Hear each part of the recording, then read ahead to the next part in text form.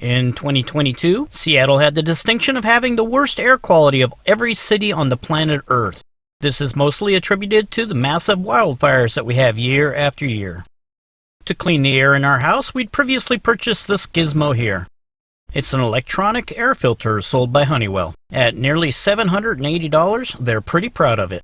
But I thought I'd make that up in the end because I wouldn't have to buy filters. After all, it's electronic cleaning. Unfortunately, I wasn't smart enough to read the reviews. And I only found out after it was installed and I read the owner's manual that I still have to buy expensive filters every 6 months. And no, the salesman said nothing about this in advance. The good news is, it came with a 5-year warranty. And partway through year 6, it broke. Honeywell did a pretty darn good job of guessing the lifespan of this thing. And to fix it, I would need to buy 2 of these very expensive cells. So I'm here to show you a cheaper way to fix one of these useless electronic filters. And that's to buy paper filters at half the price of the filters I was paying for the electronic unit. I actually don't know what they're made out of. May not be paper, could be something else, but I do know they're pleated. We're looking for a filter specifically for forest fire smoke. Filters are assigned a MERV rating. MERV stands for Minimum Efficiency Reporting Value. In other words, how much stuff does it take out of the air? We look down the list and find smog and smoke. Go across to the check mark, then go up. Looks like the filter rating we need is MERV 11. Remember, the higher the MERV rating, the less airflow can go through the filter. Many residential furnaces should have no problem handling up to MERV 13. Any MERV higher than that may damage your furnace. So, purchasing this MERV 11 filter cost me right around $33, which is only half of what Honeywell was having me pay for filters for my electronic unit. Now we have to figure out what size filter to order. Remove this door on your electronic cleaner. Remove the 2 electronic air cleaner cells. That'll leave you this nice open area for your new filter. Measure the cells that you took out, length, width, and depth. So we need to order a 16 by 25 by 4 inch filter. But you want to be careful here. The size listed here is a rough estimate. It's not the actual size. Look at the small print to find the real actual size. This particular filter is smaller than what I need, but it will still work and I'll show you how to do it. Other companies make filters larger than the estimated size, which means they won't fit in your furnace. So remember, when purchasing your new filter, details matter. Now that we have a new filter in hand, let me show you how to put it in. The very first thing we need to do is disable the power supply inside the electronic filter. Unplug the filter from the wall. Then take a pair of wire cutters and snip that power cord off right at the base of the unit. Without a power cord attached to it, there's no way this thing will ever turn on again. Now you can remove the door, then remove the 2 cleaner cells.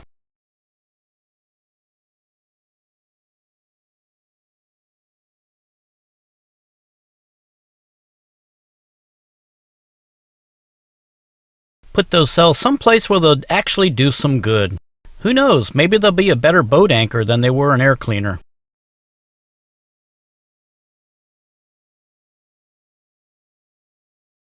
Unwrap your new filter and write the date that you installed it onto the box. Keep in mind there are absolutely no markings on this filter as to what type of filter it is after you've taken that wrapping off. So keep good records so you know what to order again in the future.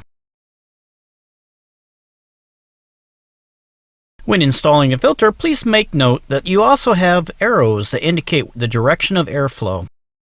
Don't put it in upside down. Now notice here that the thing is loose. Remember I said this filter was smaller than what I needed, but we can fix that. Remove your 2 metal pre-filters and remove your 2 post-filters.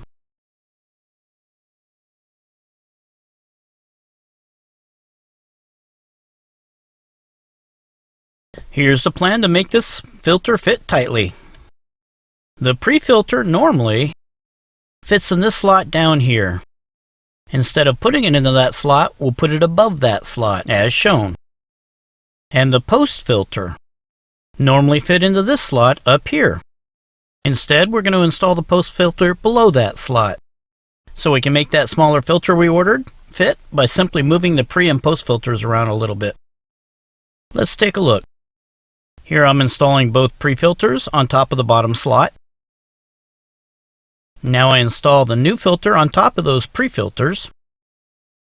Then install the post filters directly on top of this new filter.